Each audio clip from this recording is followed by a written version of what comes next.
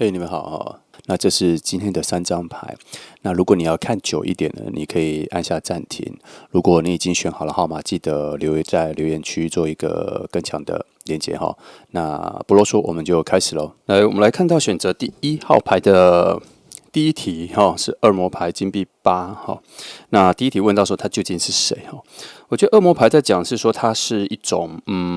该怎么说，是一种很特别的存在了哈。你第一眼看到它的时候，你可能会觉得心里就突然跳了一下，崩了一下哈，紧绷了一下。其实不是因为它可怕，而是因为它身上有一种很强烈的吸引力。我觉得它很像是那一种露营中的那个萤火，突然在燃烧，会让人很想靠近，很想温暖，可是又不敢直接的触碰啦。所以你会觉得它很直接，好像跟他相处出来，发现他的心思好像能够看得出来你心里在想什么这样。这种感觉好像有点危险，但同时又让人觉得心跳加速的，想要好奇的去知道更多。所以我觉得他不是那一种表面上会装很乖的人他知道自己想要什么，也不害怕承认自己的欲望各方面的所求他就是一个很大方的去展现自己的人，他很清楚。反而啦，他很清楚其他人心里的渴望了谁想被喜欢谁想要变得更好，谁想要展现自己谁想要抓住幸福其实他就是这样子能够洞悉人性的人啦。他会这样子懂因为他自己也一样你知道吗？因为他自己本身就很展现这些东西嘛，所以当有其他人展现的跟他很雷同的样式的时候，他就会知道每个人的欲求是什么。所以这种真实感反而让你很难忽略他不过呢，虽然这样子讲，他也不是一个很随便、很乱来的人我觉得他很重视人跟人的一些界限。如果你能跟他说清楚你能接受什么，你不能什么，你喜欢什么，你讨厌什么，我觉得他反而会记得很清楚，而且会高度的提升对你的尊重。然后跟他在一起的时候呢，你会很奇妙的，默默的比你原本在更加诚实、更加坦然，因为他这个人的说话很讨厌、很含糊、很讨厌、很拖延，然后你反而也会被这个影响，你也会跟着他变成这样子，更加的坦然。所以他最欣赏的就是一个能够把话都像是直球丢出去，说出想法的人。那么，所以他究竟是谁？我觉得他是那个让你又害怕又很想靠近的人，他会让你看到平时不敢表现的自己的内在的所有的欲求、渴望，你会把它表现出来，但是你会害怕表现出来。但同时呢，在他在你附近的时候，他会让你更清楚的看到你自己内在最真实是什么，最想要什么。我觉得他的一出现很像是专门照耀每个人彼此内在最真实的想法的那一面镜子他会让你看到很真实的自己。再来金币8虽然他外表看起来很有危险感，但其实他内心很踏实他是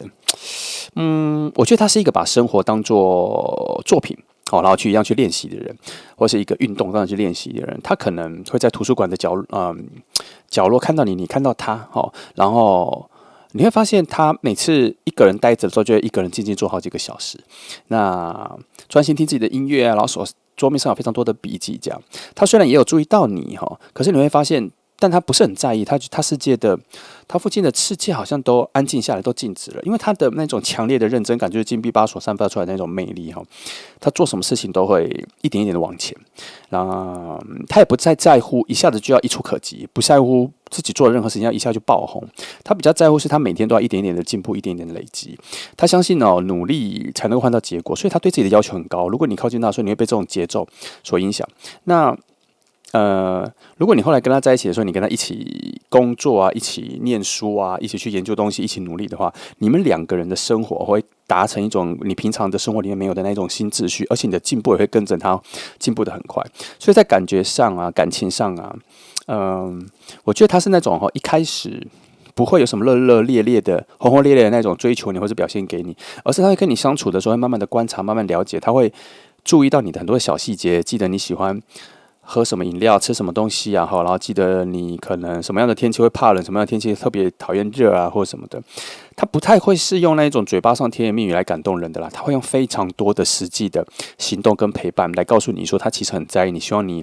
知道他的存在这样。因为金币8的能量嘛，它是一个很多事情都是反反复复做的累积的就是积沙成塔的这样子的人，所以你跟他在一起你会觉得很安心，因为他每一步都是很细心的再去培养两个人的感情，他不会随便的放弃。当他有想要的时候，他就会一步一步的把它走下去了。所以这两张牌合起来的时候，你就会看到一个外表强烈、很吸引大家的人，可是他其实内心或做事情是非常踏实的人。你会被他的眼神所吓到，觉得他好像很懂你，可是你会发现他实际上所以做的所有的事情都是非常实际的、非常扎实的、踏实的。所以，如果你想靠近他，最重要的是一个人的内在的诚实，跟一起慢慢走到未来的那个耐心。不要玩那种欲擒故纵的游戏，他也不会跟你玩这个，他也不会假装自己懂，他也不会假装自己是另外一个人。那他最后会被你打动的是你的那一种真实跟真心，也会觉得跟你在一起的时候有所成长，愿意跟你一起努力留下来往未来走去。所以简单来说，他就是一个一开始就会让你心跳加速的人，可是你有点搞不清楚那个内在的吸引力是什么。可是慢慢相处之后，你就发现他其实是能够给人一种很强烈的安定感的人。让他跟他相遇跟他相处，你会发现原来一个让人感觉心里很踏实的人，并不无聊，并不冷漠，反而实际上他其实一直在展现自己的魅力，让你的心跳无时无刻的都在怦然心动。那么第二题是金币四跟宝剑四这里我们问的是会在哪里遇见呢？我觉得金币四，我觉得你可能会在一个大家都各自保留空间的一个地方遇到它，譬如说什么，我们刚刚说的地方有一个图书馆，读书的地方是自己念书的地方，还有咖啡厅的角落，这样就是那种每个人都在专心自己的事情，不太被打扰的一个空间里自己有个各自保留的空间的角落，然后他一定会坐在边边角角的，不会坐在正中央那他也因为他不喜欢被别人吸引到目光，可是前面的恶魔牌他会吸引到别人的目光，应该他知道，所以他喜欢躲在角落专心自己的事情他会把自己的东西放好，好像建立了一个自己的一个堡垒啊，笔电啊、书本啊、水瓶啊，很多东西摆得整整齐齐的，给人一种感觉就是这里我已经准备好了，这里是我的小世界，不要被打扰这样。所以你一开始会觉得这个人安静，甚至有点冷因为他不像别人一样会。大家都约在一起聊天，这样你多观察，你会发现他不是冷漠，他是喜欢守护、保护自己。这就是因为金币四的一个特长就是很喜欢展现出一种稳定跟保护的状态，不绝对把自己打开。所以你可能在这个地方，或在学校的走廊遇到，或在公司的哪里遇到，或在咖啡店遇到他的时候，你会发现他在同一个时间应该是说他时常在同一个时间、同一个地点都在那个位置。所以你很容易看到他，他也很容易看到你看到他，所以时间一久了，那个存在感就变成一种默默的熟悉。他不是那种突然的剧烈的心动，但是心动会有，只是你们两个人常常一直这样子出现在同一个地方的时候，那个日常累积的那个默契就会跑出来了。所以如果你有遇到这个感觉其实你可以尽量去，因为那个东西就会累积起来，因为这边有金币能量，已经有出现两个金币能量在累积两个人之间的那个默契了。再来宝剑四宝剑四应该会讲的是另外一个场景我觉得他讲的比较说的是一种安静需要休息的地方。譬如说我觉得宝剑四在讲地点应该会讲比较特别的地方，我大概点几个啦可能在学校的话，可能就午休的时候的教室有可能可是我这个太小了，我讲一个其他，譬如说医院的候诊室那个位置，或是在反正有一些等候叫号的位置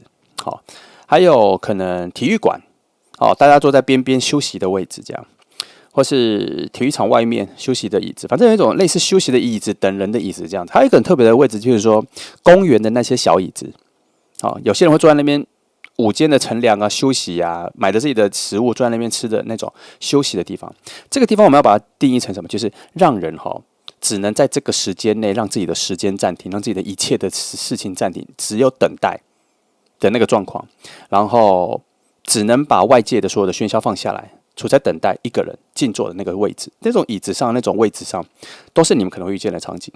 所以呢，你会在那个状况上看到他一个人坐着眼神看着远方听着自己的音乐或是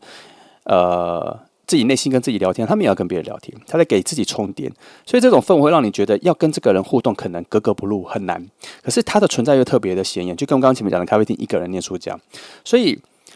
宝剑是象征休息跟整理嘛，所以他可能就是那种需要一点安静来保持自己的状态的人。你会在很多小细节去注意到他，比如说他会带着，就像我们刚刚讲的读书耳机读书读到一半很多的笔记然后他总是躲在角落这里已经重复讲好几次了所以你们的相遇绝对不会在人很多的地方啦。也不会在很吵闹的地方，而是都是在非常静的两个人的世界里面都暂停下来的那个位置，然后会在同一个频率里面遇见，会在重复的遇见，然后这种遇见会开始产生彼此的一些温柔。那感情虽然不会突然爆炸了，可是好像存在感会慢慢的渗入你们两个人的心里。那么再提示一下接下来所有的塔罗牌都是你要把它当成是单一独立的一个象征它会重复，它有时候有连结，我会再讲如果有重复的地方，你就把它记着那就可能是你最容易遇到它的位置。那回到金币四跟宝剑四加在一起因为它都是4的能量嘛，所以它这个稳定、安静，需要自己的个人空间的这个东西被强调出来了。所以你们两个相遇一定会发生在安静、个人空间的场所，这个已经2次了绝对不是去什么 party 庆祝活动热闹的地方，绝对不是，而是要让人放心、专心、放松、专心的地方，而且都是边边角角的。那你会想说我们要怎么开始对话？不用，你感受到累积到一个程度的时候，眼神对到的时候，你们自然就会有那个新的对话了。也许是你会鼓起你的勇气，也许你会找到那个契机，也许那一个当下你就觉得好像可以去跟他讲话了。很多他也会有这个东西会累积起来所以不用太担心，只是这边暗示已经好几次了所以他一定看起来外在比较冷啦，感觉比较不容易靠近啦。然后主要是因为他一直在努力的保留自己的世界的空间，不想被打扰。可是当他被打扰之后，他其实也不会觉得很介意，他只是觉得说，怎么会有人注意到他？难道我很特别吗？他其实心里会有这个感觉，因为他不急着打破自己的防护罩，只要在同一个空间里面，他看到你，你看到他，慢慢的熟悉起来的时候，命运就慢慢把你们两个牵连在一起，总会有连接的方式。所以简单来说，你们在安静的氛围会互相遇到了然后在这种平静的时刻的时候，产生某一次的初步的对话要相信这个宇宙的安排。然后第三题是宝剑3的逆位，还有节制牌那这边问的是说第一印象宝剑3的逆位会让你觉得说，你第一次看到他的时候，可能会觉得他好像眼神里面有一些感情的受伤不是那种满脸愁容哀伤的脸啦，可是他的气质里面好像有一种不想跟人有很强烈连结感情的那种疏离感，你感觉得出来，他内心一定心碎过，然后也学会把心脏藏好，但不代表说他内在有修复好所以他并不会很主动的展现很多的情绪，也不会一上来就非常热情跟你表达他好像是一个很强大医人这样，他不会他会微微保持跟任何人保持微微的距离，然后好像在观察任何人，好像防备任何人，好像不在意任何人。所以宝剑3逆位代表说他还在，或是正在，或是他没有在乎这个过程，什么过程？走出痛苦的过程。他只是觉得就慢慢的过就好了。他会疗愈起来，他会站起来，他会变好。因为这个人可能在宝剑3逆位特别强调出他的内在很多的对人的失望跟挫折，所以他现在给人第一印象是就非常谨慎安静。我觉得他并不是装酷他只是那种我不想要再随便受伤的样子。他的眼神可能有点专注，会带着很强烈的思考，甚至会衡量周边的人。这个印象会让你觉得什么？他的吸引力来自于这个人很有故事。他并不是因为表面上看起来很简单也不会轻易的对人打开心房或开心说说笑笑的这样，或是也不会轻易的对谁很难过，而是对人跟人的关系都会慢慢的观察之后，才慢慢的一点一点丢出自己这样。对你来说，这个第一印象会有一种非常强烈的神秘感，你会想知道他内心到底藏什么，为什么会有这些的眼神这样，而且他内心的那种某种伤心难过然后正在变得很坚强，反而又让人觉得想要去照顾呵护他抱抱他。然后再到节制牌的时候，我觉得这个印象跟前面的那一个宝剑3逆位是完全不一样。这个印象应该是说，你跟他对到眼说到话，或者是发现他身上会有一种除了那个神秘感之外，还有一种奇妙的安定感。他好像是一个非常内在非常平衡的人，就算受伤，可是也在疗愈，这个抓得非常平衡。因为节制牌代表说他内在的平衡让他现在的起伏不会很大，也会过度的表现自己。他说话非常平静，而且会把所有的紧张气氛都化解掉。可是他又不会展现出那种很活泼。可是你会发现说，他的温柔还是有在释出。他不会催促着你要去展现自己，或是催促着你去接受他是谁。他不会逼着你要去展现你自己。他会跟你的对话各方面都会处在一种刚刚好的说话的字数，刚刚好的说话的情绪，刚刚好的时间界面，很多事情都很奇妙。他跟你相处的时候，就好像都被调整好的部分，所以你会觉得在他旁边有一种很强烈的安定感，很舒适。然后你慢慢的会调整到跟他对平，你也会学习到他这一种跟整个世界、整个空间调整到非常舒适的位置。所以第一印象会让你觉得什么？很安心。也许你很急躁，可是跟他在一起的时候，就突然会被拉到一个非常稳定的步调里面。很奇妙，这个人他就是有这个特质所以他带给你的感觉，我觉得他绝对不是那个一下子心跳就蹦冲上去的那一个人，而是你会发现，你一跟他相处的时候，这个人好不一样哦。他很冷静、很安稳，却不会让人觉得被推开，不会觉得他把人跟人的距离拉得很远。可是想要靠近他，又觉得好像太过神秘、很深沉、非常难。可是又充满了好奇心，相处起来还不会累哦。他就是有这种很奇妙的前前后后、有点太极式的一种那个气息啦。所以这两张牌合在一起，看起来非常矛盾。可是再因为这样的，我觉得他整个看起来非常特别哈，看起来好像受过伤，不容易靠近，可是又让人觉得他很安定，可以依赖。所以这种组合心理的特别的拉扯哈，反而你会觉得这个强大的吸引力很不一样，好像从来没有在别的人身上发现。来第4题哈，权杖9，宝剑侍者。哦，这边问的是说他会主动吗？我觉得权杖9出来的话，我觉得说实话哈，他会小心翼翼的啦。其实前面都已经证明非常多，他是小心翼翼的。权杖表代表说一个人哈经历过很多的挑战，刚刚的宝剑3说了哈，所以他现在面对新的人、新的世界、新的感情、新的未来、新的下一步，他都会先筑起一道墙，他会观察非常久，才会想说要不要跨出第一步。讲错，讲反了，第一步、第二步，然后再第3步这样啊，你会感觉到他明明对你很有感觉，对你很有兴趣，可是他为什么总是跟你留一点距离，保持一些距离？他可能会先偷看你啊，可能会在你身边绕来绕去啊，会很少会直接说出他内心的直接的那个话。这个跟前面的恶魔牌有点对冲，所以我才跟你讲说他那个讯息可能要独立一下哈，因为他这个权杖9跟前面的恶魔牌是有冲的哦。前面的权杖9是他一定会主动的跟你讲，可是这里权杖9说，其实他的宝剑3的能量发威的时候，他其实会没有那么快把事情说出来。其实这两个可能都在啦，所以我这边要特别分析一下宝剑9跟刚刚恶魔牌讲的哈。恶魔牌的意思是说，如果他的宝剑3的能量那个修复能量已经到了，他已经觉得无所谓了，反正我都已经修复好了，然后那个节制牌的能量已经都调整好了，他觉得没关系，反正没关系，我就说出来的时候，那个恶魔牌的能量发挥的比较强，所以他觉得认真的说出来。可是权杖9这边会去衡量说，其实那个宝剑3的那个自我疗愈的能量还在节制牌的平衡状态。他还没有完全好，或是他觉得还需要谨慎的时候，那那个权杖9的能量就比较多，他就会再更加的谨慎，先把这个桥比较像是翻过那个桥，偷看一下，说到底要不要说哪些话。他可能会想要，如果是恶魔牌发威的话，他可能想说10句话，他就10句话都说出来。可是权杖9去跟宝剑3搭配起来的时候，他发现10句话里面，他只能说出3句或4句的时候，他就会挑好最好的3句或4句。可是那3句跟4句还是会搭配恶魔牌，怎样讲的非常直接。话还是很直接哦，只是权杖9有做过挑选，好，这样你大概懂了。所以这边要讲的是，权杖9它就像这个守门员，他站在自己的心的门口，因为他不想让自己轻易的受伤，像宝剑3，所以他会认真的挑选他要说的要出去的话。所以你说他会主动吗？他会，可是他是一个谨慎的选择自己的主动的内容，很含蓄。所以他一过来靠近你的时候，他虽然想跟你告白，可他不会一上来就告白，而是会先透过很多的小动作靠近你。譬如说，会慢慢的跟你相处之后，他会告诉你说，哦，他知道你喜欢吃什么，他喜欢什么，你喜欢什么，你喜欢坐在这个位置，你都什么时间进来这样，你会发现他其实有注意到。然后你在慢慢跟他相处，你会发现说，他会突然出现，帮忙很多事情，帮你注意一些小东西，然后或是你想要一些。查一些事情的时候，他突然发现他已经在你旁边，他已经帮你查了，他已经知道你想要查什么，他知道你需要什么。他的主动就像我们前面讲的，他蛮多的是用行动来告诉你说他在，你可以需要他。这种也算是某一种告白。然后他其实内在的告白也在讲说，我没有要现在就要跟你告白，可是我会慢慢的准备到那个很好的时刻，让你发现说，其实我想要跟你告白。他是用行动慢慢的告诉你他在，他很重要，你必须要在乎他的存在感。他是这样子概念的人啦。其实这里也蛮像前面恶魔牌的能量那再到宝剑侍者我觉得宝剑侍者能量就跟前面这个就在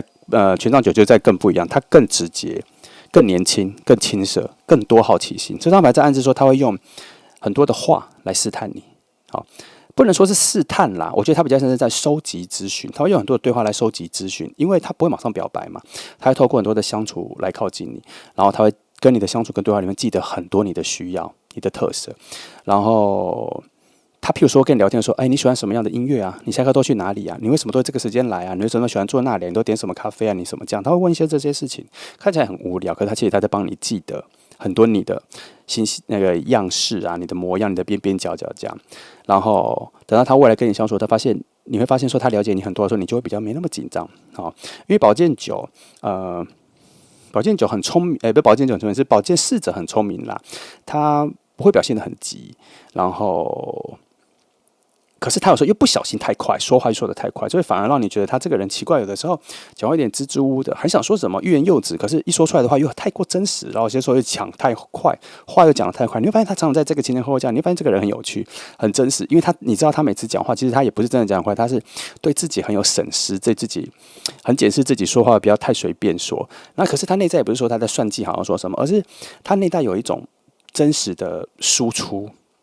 可是他又怕自己太急，然后他在你面前的时候，这个东西会更破功。因为什么？因为他其实内在对你的喜欢跟兴趣，他越来越展现出来。他真的很想快速认识你，他真的想跟你达成高度的互动。所以我刚才前面讲哈，其实前面恶魔牌的能量一直都有在，只是看他跟其他牌搭配的时候，这能量发挥的大但小啦。哦，如果没有宝剑九的能量在这里的话，其实他这个人想说什么就说什么，就不会有这个支支吾吾的宝剑侍者的能量了。可是因为这几个能量一直在互相干扰嘛，其实他展现给你的大部分都是非常直接真实的。好，那所以这两张牌结合起来哈，只能说权杖九其实在他的内心，因为知道自己有那个宝剑三的那个自我疗愈伤害那个位置，所以宝剑九其实常常在保护他自己啦，所以他会很小心的观察这份关系跟这份关系的开始。但是宝剑侍者又会用很多的对话，能不能让他产生很多的行动，一点一点的靠近你。可是这个对话有时候太不小心露出马脚了，或是讲太多，所以常来发现他一直在审视自己嘛，所以他不会一开始就把他自己内心的心意丢给你，可是你会发现他一直很想要全部都丢给你，只是他害怕，所以他慢慢的靠近，慢慢的打开，你会从一些细节上感觉到他的心意，有些眼神啊，有些小细节的问题，你觉得他很爱问问题，那都是他想要主动靠近你的方式，他想要了解你的方式，这些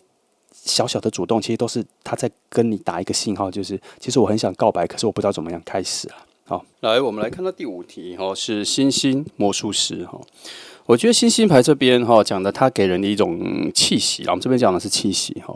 我觉得它很像星空夜晚里面的那个星星的星光啊，就星空的这样，不会很闪亮到很刺眼的那种，可是很温柔，还能够指引人生的方向，让人觉得心旷神怡的感觉所以在夜晚的时候，忍不住看到星星的时候，就会抬头去看的那一种想要靠近它的感觉，因为你会觉得好像自己好像看到他之后会比较安心原来世界好像可以这样子温柔的对待你，这就是他出现的时候带来的那个气息。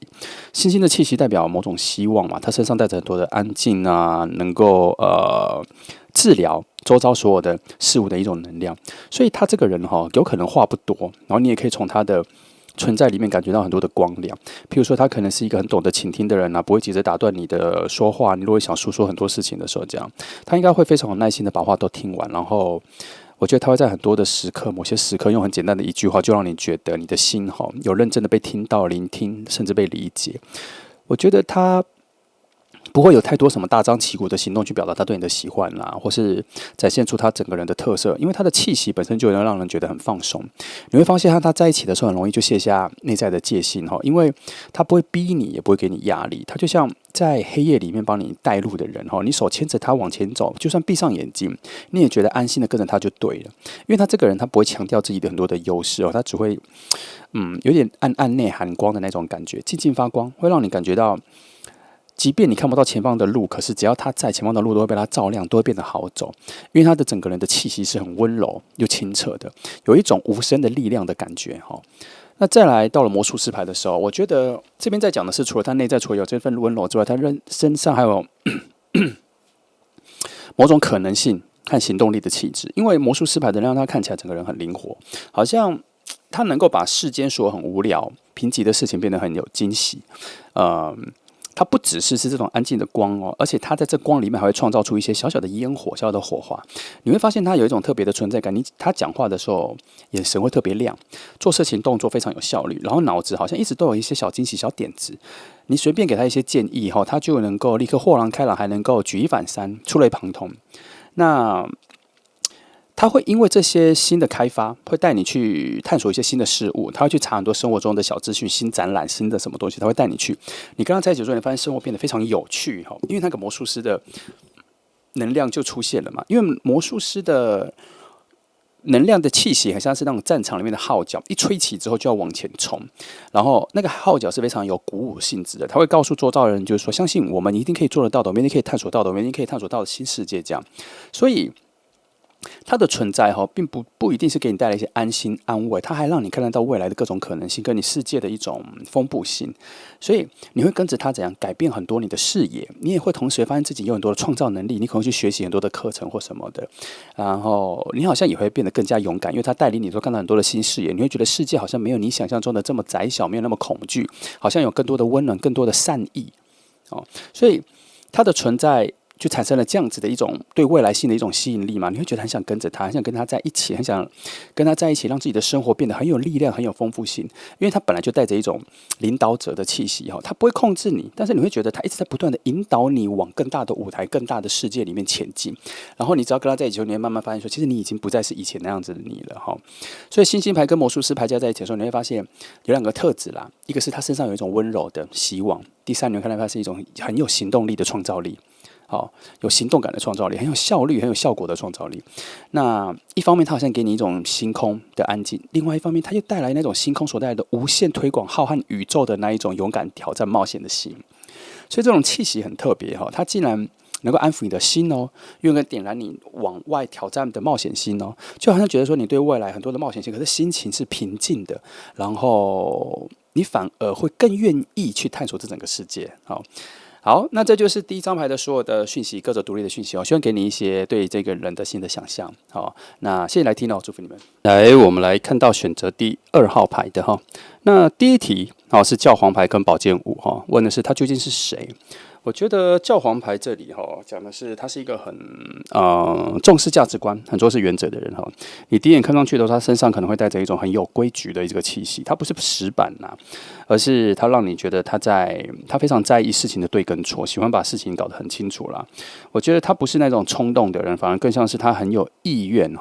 去指引或是去公平的对待所有的事情跟人。所以教皇牌带着某种很强烈的知识性、信念还有秩序，所以这个人往往在生活里面很喜欢分享，他很懂得事情很喜欢收集新资讯，也喜欢乐于把这些他说起来的这些事情的经验告诉别人，分享给别人。所以你看他说话的时候，会感觉到他不会只顾着聊事情的表面，而是都能够谈到更深层的一个意义。比如说，他可能会在你迷惘的时候给你一句很深层的话，好像是他从别的书上得到来的一种新的启发，所以你会让他会让你觉得你内心觉得很容易被找到那一份安定下来的感觉，好像能够被洞悉自己心里一个黑暗面，然后很多还能够被破解。因为他的性格里面总是有带着一种希望领导正能量的一种态度，所以他可能不是最吵的人，可是他会在人们需要听到一些重要谈话的时候，自然而然的去认真的去请教他，或是听他诉说什么，因为他说话非常有条理，而且带着一种非常强烈的真诚感。他这个特质会让他看起来比同年龄的人更加的成熟了，所以在爱情里面，他绝对不是那种随便玩的类型，他很倾向于所有的情绪感受付出之后都要变得非常认真。他想要一段能够互相支持、互相成长的一份关系，跟他在一起的时候，你会觉得很安心嘛，因为他会站在你身边提醒你不要迷失方向，所以他是那种让人会给予其他人很多信念的人。他的存在好像就是一种指引大家的那一个光，能够看清楚更前方、更遥望未来的那一种展望的那一种指标，他是指标性的那一种性格的人。所以宝剑五的话，我觉得他身上可能有另外一面宝剑五代表的是另外一个表象啦，不是表象，另外一个他的领角者的其中一面，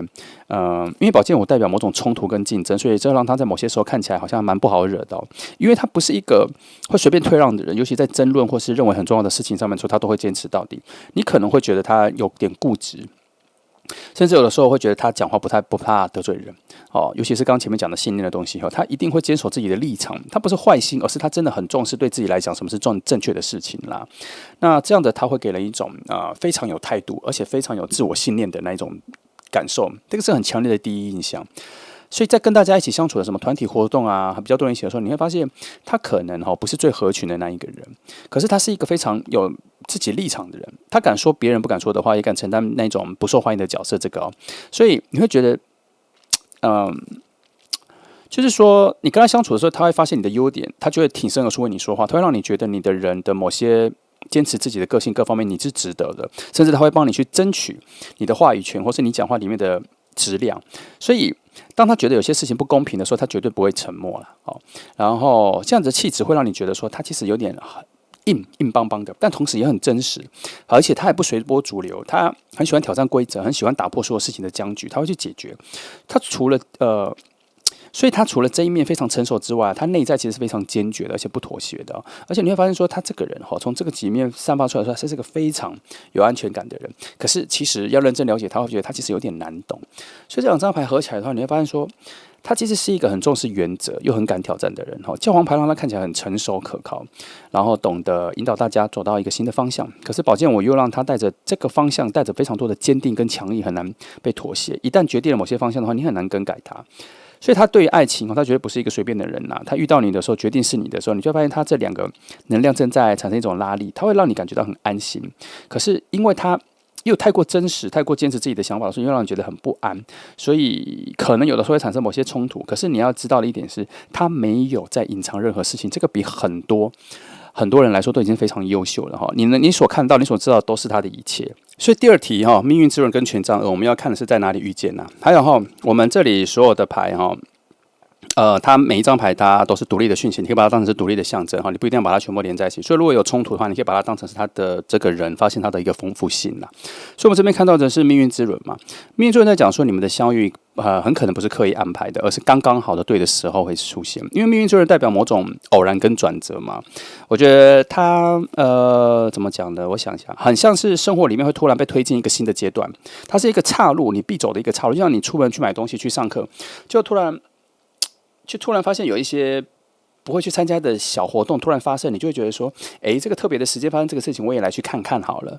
它原本在你原本的规律的时间里面产生了一个新的支线出来的时候，你就会觉得好奇心使然。这个就是命运之轮出现的时候，让你产生某种偶然跟很奇妙的转折的吸引力，你就会这样转弯去，然后这个就是你跟他遇见的时候那一个岔路哈。所以当你们遇见的时候，你心里一定会有一种好巧哦，也许你改变了平常的路径，然后刚好遇到他。其实他这边的命运之轮讲的就是，连你原本回家走的一条路，你今天突然转个弯走到小巷，或是你突然要到对街走，不在你原本的这一条街走。虽然会绕远路，可是你就想看看对面的街、对面的商店的时候，你就会在这样的时候遇到他哈。然后或是你跟朋友平常有一些约会，就突然取消了，然后改约别的时间，就遇到他，或是取消了，结果你去别的活动遇到他，或是朋友突然今天约你出去，你本来很不想去，就你就说好了，那去，结果他就一个新朋友的场合出现。命运之轮就常常这样子，就是你无法预测命运把你推到哪里了，所以命运之轮的相遇呢，通常带着非常多的奇妙的氛围哦。你可能会在当下觉得说，原来我今天一定会出现在这里，然后怎么说？因为不是有原来我一定会出现，应该是说，原来我今天会在这么多的巧合里面出现在这里，然后遇到他。你遇到他的时候会有这个感觉啦，然后你甚至会觉得说。当你遇到他的时候，前面有好多的暗号都在指引你遇到他。譬如说，你本来今天去逛街，你本来没有要走到这个商店，可是你突然看到前面他有一个拍卖会，你就突然走进去那个拍卖会。就在拍卖会后面发现说，后面还有一个楼上有什么特卖会，还有是你喜欢的东西，突然走上了特卖，你就走上去了。这是你本来的规划里面的路线没有的，就你发现好多的宇宙的暗号跟推力，慢慢的把你推到某一层楼、某一商店，然后你就梦到他。所以这个巧合会在命运之轮的节奏上，你发现说。这个遇到他的瞬间，你会发现说，还好我有走上来，还好我有走进来。你会发现这个在同一个时间点出现，那个惊喜感很重。那再来是权杖二我的权杖二这边在暗示说，你们可能会在两个人对自己人生未来的规划的一种事件啊、展览啊、咨询各方面的地方的场合遇见，比如说课程，比如说展览，比如说讲座，比如说。规划旅行或是旅行展这种，它这种都有带着一种要去往未来走去的这个意念的一种想法的场合里面会遇到，所以，但是它也有可能是什么？它有可能是一个情境，就是你可能正在思索你的人生未来要去哪里换工作啊、选学校啊、要去哪里旅行啊这种一种新的未来规划的时候，你可能一个人拿着一些资料，然后可能在休息的时候，它就会出现。它有一种你进入了这种未来规划的探索的能量的时候，它刚好也走进了你的世界。因为权杖二的场景常常是代表一种对未来的选择相关的啦。它可能你正好犹豫要不要去参加什么，要不要去哪个地方。或是你想不想去学习什么？刚好就在这一个路径上面的时候，他也在这个路径上面，所以你们两个就交汇。所以你们两个的这个相遇，如果是这个情况的话，它就跟命运之轮的巧合不太一样。它比较像是说两个人突然同步了，对未来感、未来的方向突然同步了，然后感觉上这个人跟你一样，好像在寻找更大的舞台、更大的旅程。像这样子氛围里面，他们两个人邂逅的时候，就觉得很有默契，我们两个刚好都对平了所以命运之轮跟权杖合在一起的时候，其实它象征的某种未来的相遇，进入应该怎么说？应该是说你们相遇之后，而不小心进入了同一个未来。这样子的结合，一方面你心里会觉得很巧，好像是命运在帮你安排；另外一方面，你会觉得这相遇好像刚刚好啊，好像是我在规划某种未来的路径，就在这个岔路口遇到。所以，这样他们其实在告诉你说，你们两个的相遇并不容易哦，而是旁边有很多的推力把你们推到一起。譬如说，刚刚我讲的非常多的桥伴推来，还有一种是你们的思绪突然就在这个时间点上同频了，就走在一起了。在我看来，我觉得看起来很像是无限的巧遇而造成的某种必然啦。来第三题金币侍者正义这边是说他给人的第一印象啦。好，我们谈到第一印象的话，金币侍者说，你第一次看到的时候会觉得他是一个很认真的人啦。金币侍者带着一种非常强的什么好奇心，很努力的感觉，很努力的能量。他看起来绝对不是那种很爱玩的人反而是非常青涩、很踏实的。所以他可能手上常常拿着书、拿着资料，他在查什么，很专注的在规划很多事情。譬如说，在咖啡厅里面低头写字啊，然后在活动里面他会非常认真听别人的解释啊，然后去上课的时候，你发现他是个非常专心的人他的人并不会散发出那种很耀眼的，好像所有人都会看待那种明星气质啊。可是你会感觉到他的专注跟真诚很打动你。那这张牌我给你的第一印象应该是说，他是一个非常愿意去提升自己所有身心灵能量跟本能的人。他可能不完美但你会发现他身上有一种很向上的那种进取心的那一种魅力，你会非常被他吸引。好像他不怕辛苦，好像愿意从所有的小小的事情去累积上来。他对新鲜的事物也很有兴趣，然后很想尝试，很想学会这样。所以这个是他一开始给你的非常强烈的好感，因为你会觉得他不是在装模作样你会觉得他是真的想要把自己做好、培养好。他那个眼神的专注带着某种性感，而且还有某种可靠。再来是正义牌，我觉得正义牌本来就带来某种公正嘛，可是这张公正牌会让他看起来他是一个很在意人跟人之间公平的，还有个人原则的人，所以他并不是一个很容易、很会去随便拍马屁的人，或是迎合别人的人，而是他永远都有自己的立场。我觉得他不太多话，但是一旦开口就会非常很有深度、很有道理，其实跟前面的一样所以我觉得他给人的感觉是非常清爽的、清晰的、坦然的、直接的。譬如说，他可能会在很多的讨论里面，他会勇敢的说出自己的看法，不会偏袒谁，而且也不怕他要讲出来的话是跟别人完全相左的。而且他只会在意自己有没有把事情说清楚。他不喜欢事情很混乱，然后他不喜欢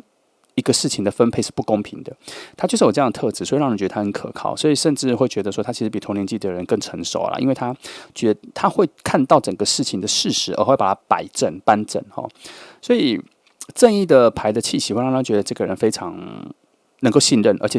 非常真实。他不会随便乱开别人的玩笑，或是取笑别人来取悦其他人。他会喜欢用行动去证明自己想做什么，该做什么，还有正确的事情，他也会去执行起来。你可能会觉得他的人有点严肃，可是你会觉得这份严肃里面带着这个人非常稳定、平静，而且很让人信赖。所以这个第一印象非常深刻因为他就是一个很不随便的人。所以我们要把金币侍者跟正义牌合在一起的时候，其实我觉得他是一个非常认真又正直的人。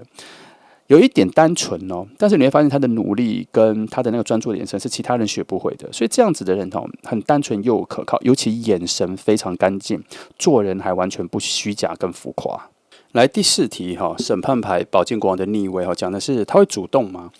审判牌的话来问他会不会主动，我觉得他会等到一些关键时刻啦，因为这个人不会每天制造惊喜他的性格比较像是一种沉默的观察者。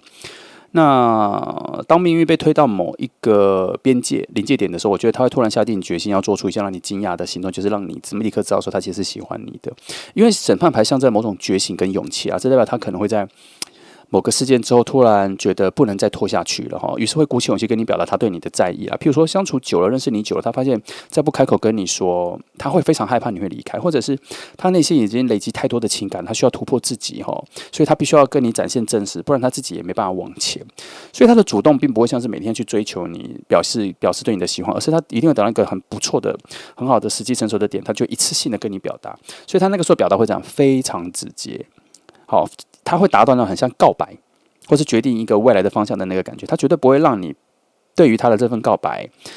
不小心忽略他，他会讲得非常认真、非常严肃，你一定会认真的听他讲。所以审判牌代表说他会在关键的时刻主动的靠近你，跟你表达他对你的喜欢那宝剑国王的逆位讲说，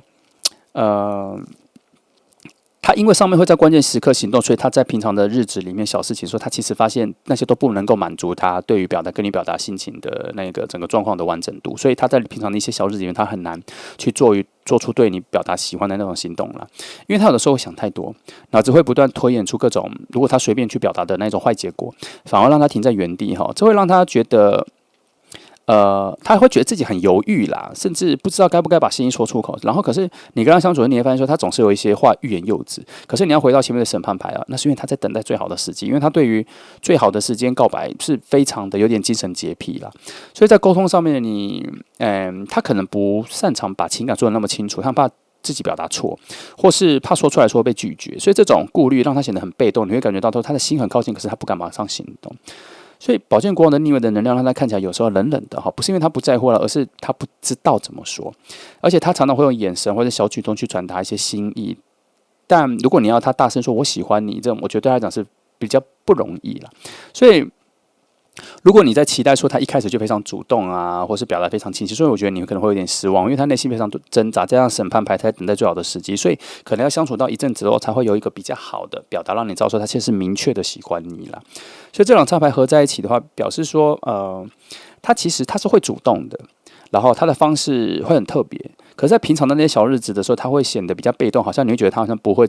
表达什么，好像他不会主动的靠近你。其实没有，其实他在酝酿某一种大主动的一个瞬间。所以你会发现他的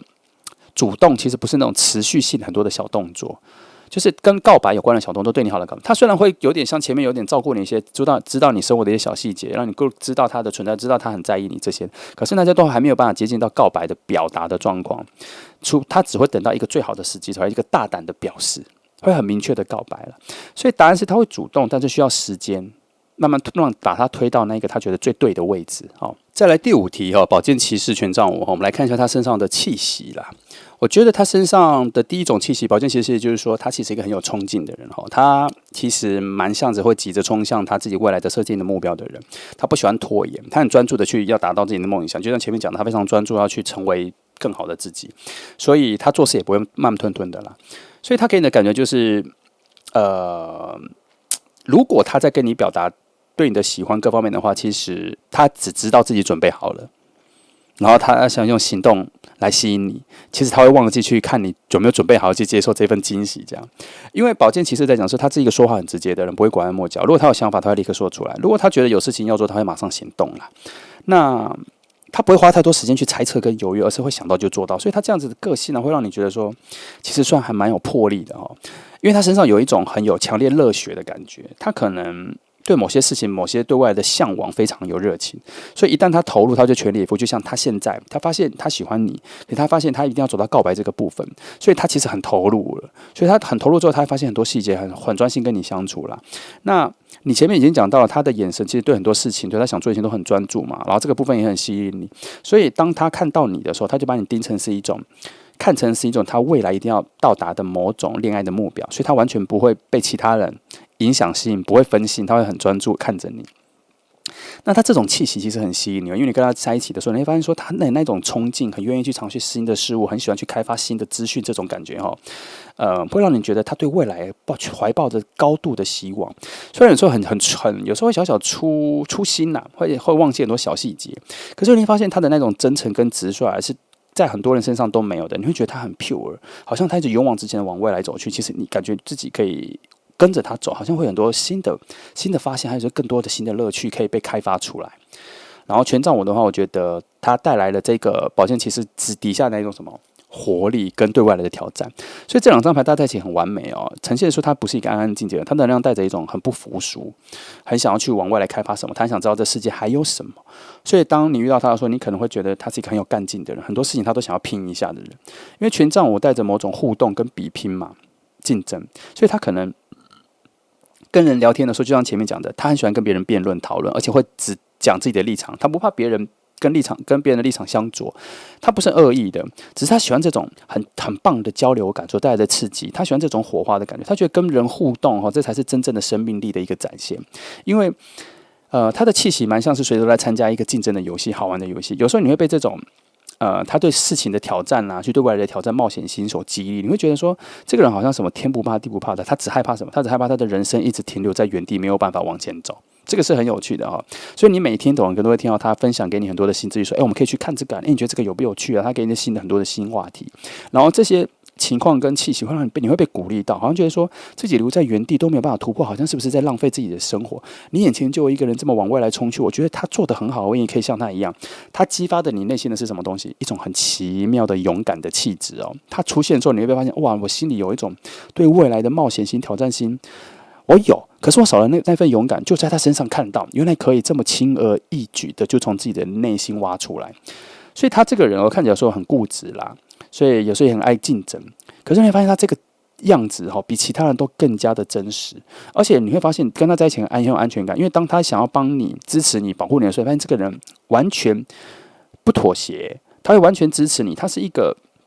是你的人，他跟你是同一国的，而他用非常多的行动来证明这一点。所以当有事情发生的时候，你会完全的信赖他哦。那宝剑骑士跟权杖我放在一起的时候，我觉得讲的是他身上有一种热血，然后直接很有挑战性的。我觉得他永远不会站在角落这样子默默付出，他永远都能在大家面前带来一种很强烈的能量，因为这个人的存在感很强。但是对未来的话，他有能力带你往前冲哦。他可以带你往未来玩哦，你可能会有点压力，可是你会发现跟他在一起的时候，与其这个压力，你会觉得更多的创造力、更多的未来性，会让你觉得没关系，我就去看看是什么，看看那些局是什么，因为你心里的那一种冲刺性、那种新的生命力已经被他的存在所点燃了哦。好，那这个就是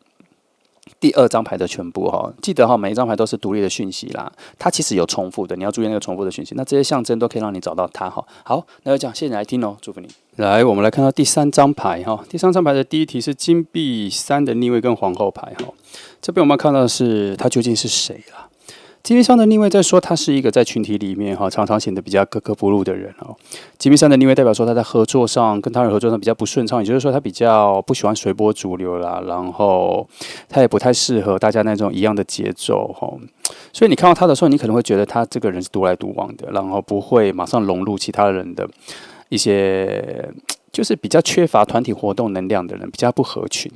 可是他有一个自己强烈的自己的想法，他知道自己在做什么事情，他也有自己做事的方法。但这并不代表他这个人是不好相处的，而是他比较在意的是他自己所相信的真实世界的一个表达。如果他觉得一件事情不合理，他宁愿自己去做，不会勉强去跟大家一起走，他觉得很浪费时间。那他身上会有一种我有自己的路要走，很坚定的感觉，这个很吸引人。所以这个角度在你的视野上面，它会变得很特别。虽然不是人人都很了解他，但是当你靠近他，愿意跟他聊个天啊，或者什么的，你会发现说，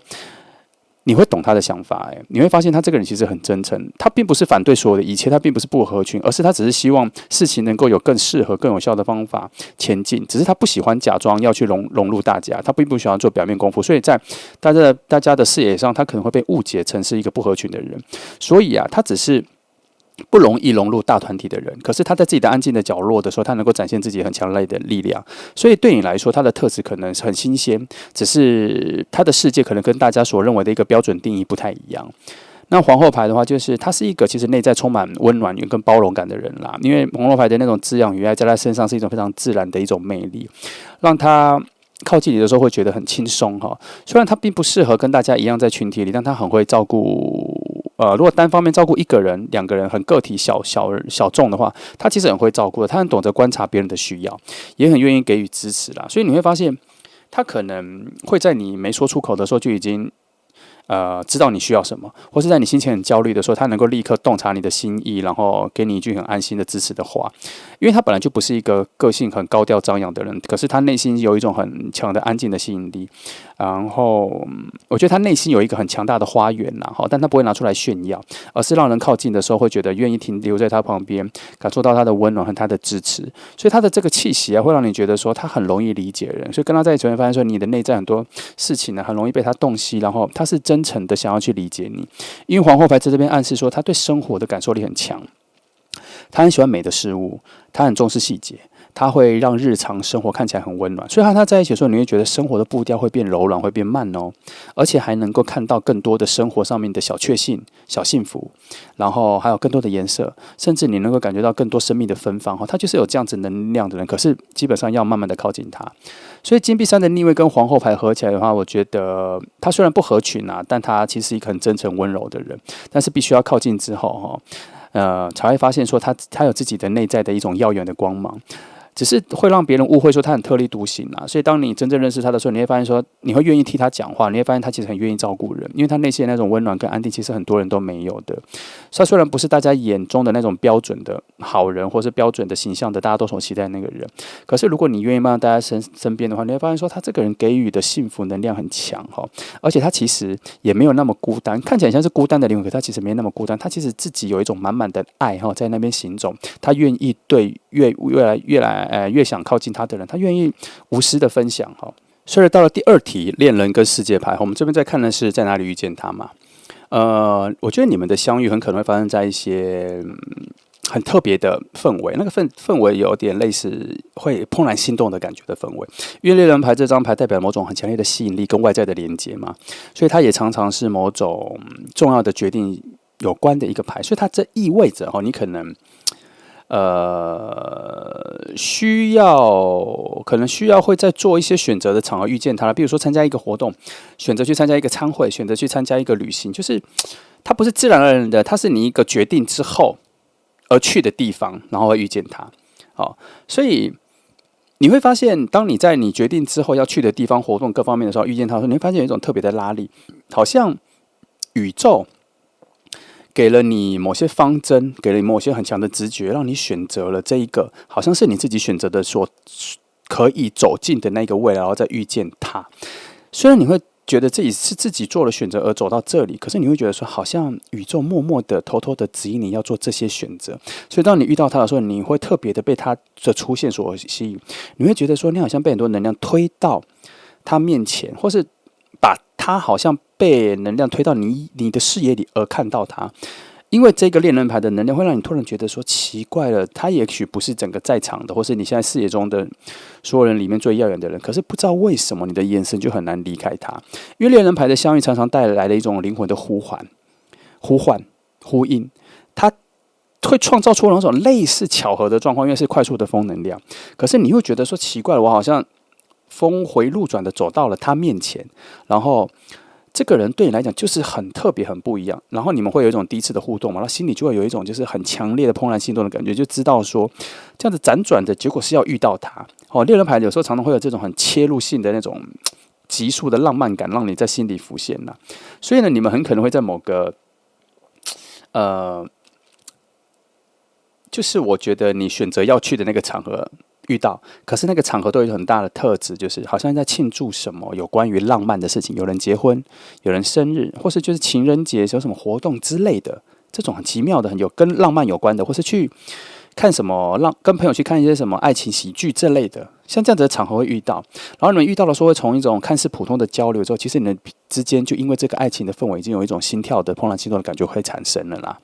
那世界牌带来某种圆满跟完成嘛，所以我觉得你们的相遇可能不会只是在日常的这种偶然的相遇，而是发生在某种跨越的感觉，就是就像刚刚前面讲的某种庆祝，譬如说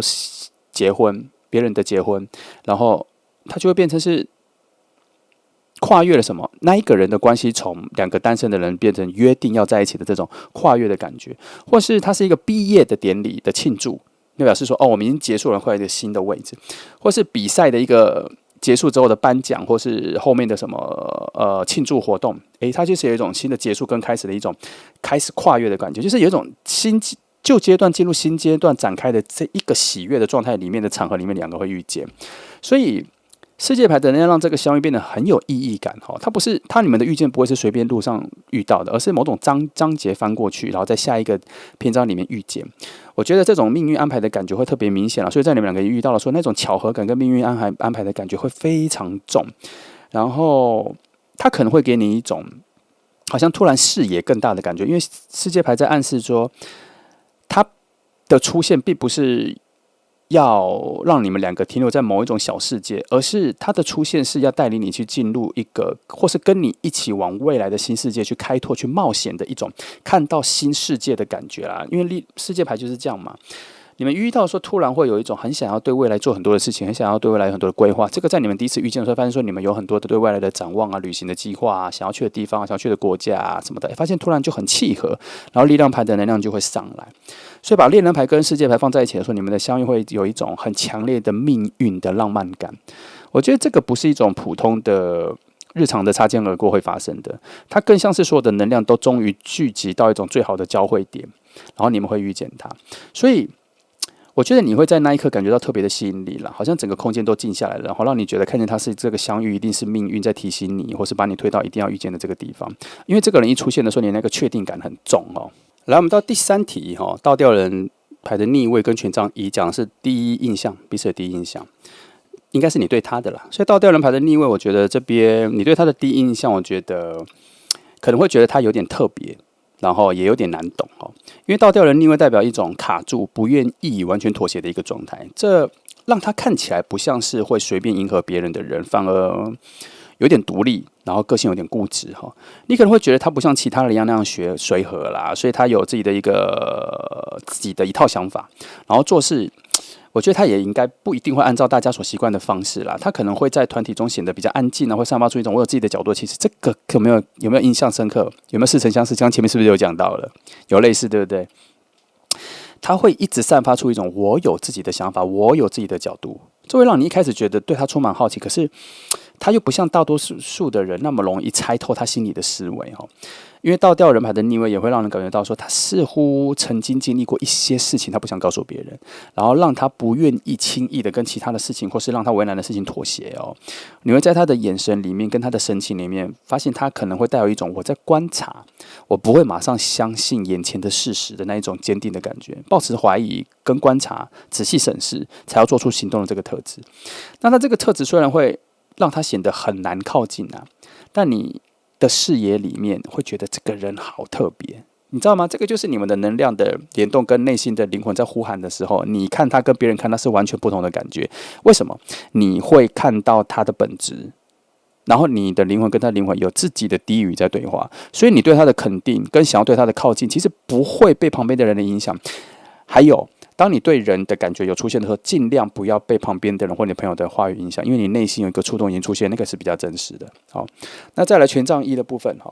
权杖一出现的时候，同时啊，你会在他身上感觉到很强烈的新鲜感，因为权杖一是一种象征某种热情的开始，因为火能量要点燃了嘛，那它就像一个新的火苗展开，它会在第一眼就引起你的注意，这我们刚刚前面说了哈，所以他可能不会是话最多的人，可是当他一出现的时候，你会觉得那个空气、气氛、氛围都不一样，好像你们两个呼吸的某种独特的氧气，只有你们两个人能吸到的那种感觉。然后他也很像是有人突然点了一盏灯，或是点燃了一个新的念头。你看到他的时候，心里会有很多奇妙的新想法啊。然后你在观察他的时候，你发现说他带着某种行动力，还有一种欣欣向荣的感觉，就是他这个人有一种很奇妙的活力，是你以前还没有遇到的。如果你刚好是在你的能量比较低，或是你最近遇到很多事情很麻烦，觉得有点踩到低谷的时候，他的出现后，真的会带来一种全新的生命力、活力，会让你觉得，我只要去跟他多讲话，我就能够从他身上偷到一点能源的感觉。这个也许就是你们两个故事的展开。还有，他也会发现你需要他，所以他也有可能会主动靠近你。那他的眼神会非常有精神。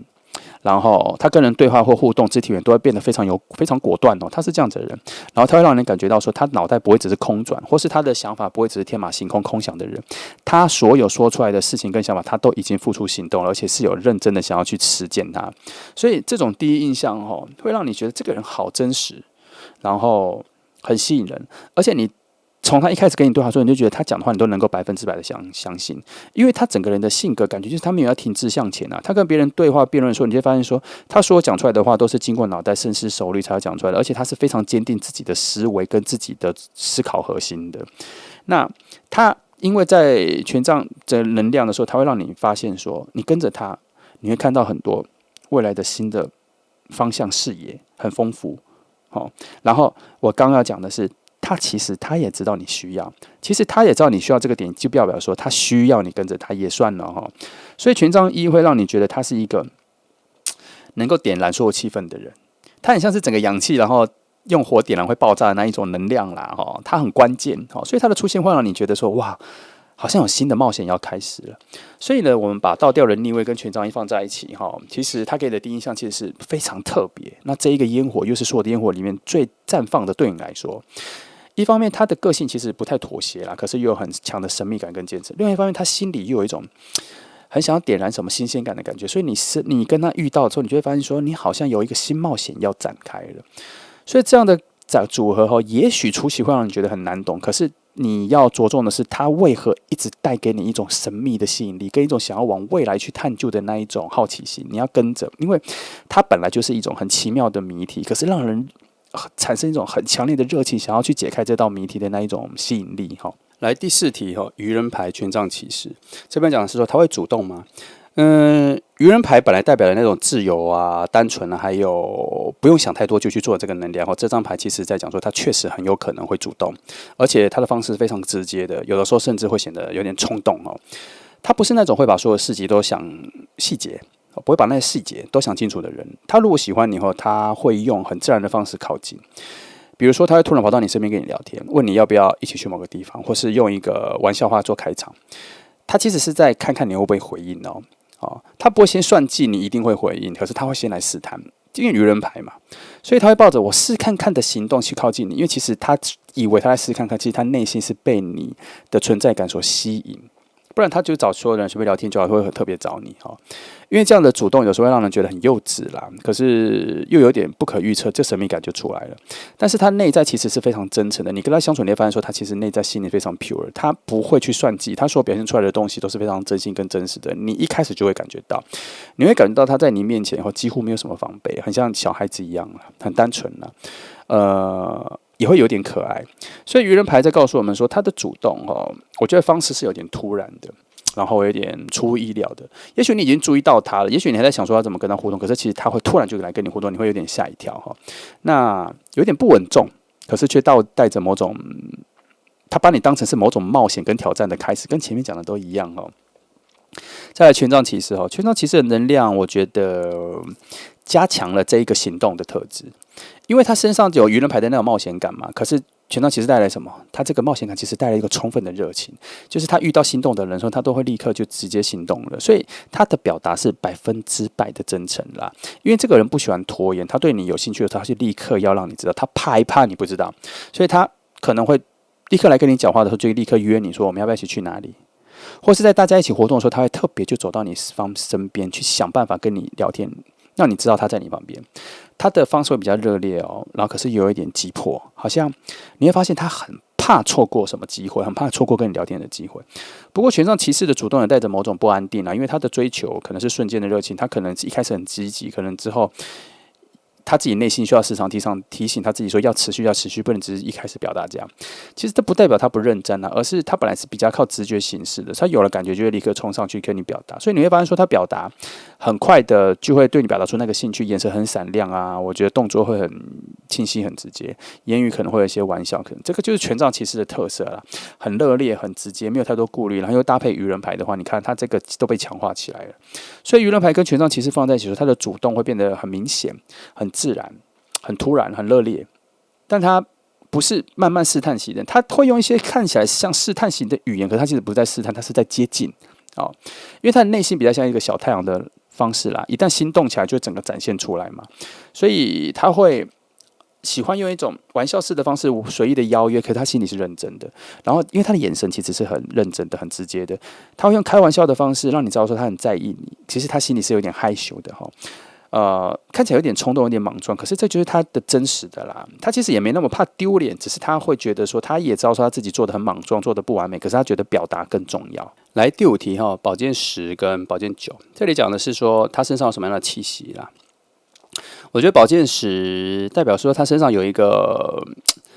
其实前面还讲说他很幼稚、愚人牌什么的，可是这边他讲了一个特别的事，他其实内在他有重生过，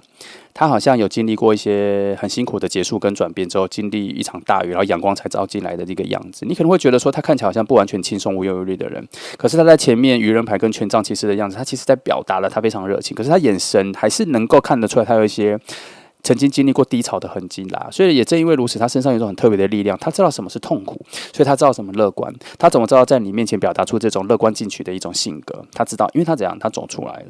所以他的气息会让你觉得哇，有点真实，真实到很近啊、哦。然后你会发现他完全没有在假装自己没有受过伤，或者他也没有假装自己特别快乐，他就是现在有多少快乐、多少乐观，他就会展现出来，因为他现在的个性是非常能够坦然面对所有的过去、现在、未来。哦，这让他跟其他人很不一样。他的那种成熟感，好像是经过他某种事件的洗礼之后才有的，非常独立，有个人的中心思想很强烈。所以当他靠近的时候，你会感觉到说，这个人应该有经历过什么。他不是他表面上那么的清纯、pure，没有那么幼稚。他是现在经历过很多东西，跌倒之后，他知道说要用这个方法才能够让他自己站起来，才能够展现自己的内在的韧性。他其实没有炫耀，其实他有一种好像他内在其实是很平静、很安静的那种强大的感觉，所以他能够展现出这种温温的火、很稳定的火焰，让大家都很喜欢他。这个生命力很强烈，所以这样的信息会让你在他身边都觉得说，这个人好像能照耀什么，好像能依靠，好像很踏实。他好像就在山洞里面的那一个永远不会灭的火把，你只要跟着这个火把，一定能够找到出口的感觉。然后到宝剑9的时候，我觉得。他身上有一种，因为是宝剑9，所以他有一种思考很深的一个气息。因为宝剑9本来就担任一些担忧、失眠跟内心的一些挣扎嘛，这是他给你的感觉，不是轻飘飘的，而是有厚度的。就是他这个人表面上好像是展现出那种幼稚、莽撞什么的，可是你在跟他多聊天的时候，发现说他其实内在是很有厚度的，他的思绪是非常深沉、很有层次的。所以他突然安静下来的时候，陷入自己的思绪的时候，你才会发现说，原来他是一个想很多的人。他对于未来、思考、爱情、心境、灵魂，甚至身心灵的方面，你都知道他其实有深刻的想过。他表达出来的那个肤浅的表面，其实那不是完整的，那不是他真正的实力。而是你在慢慢跟他相处，才发现说他其实是个内在很心思很细腻的人。然后他这样的气息反而在你跟他相处一阵子之后，发现说他其实有点忧郁，但是他又让自己转换成非常绽放的热情的方式，因为他觉得他不喜欢待在那一个忧郁的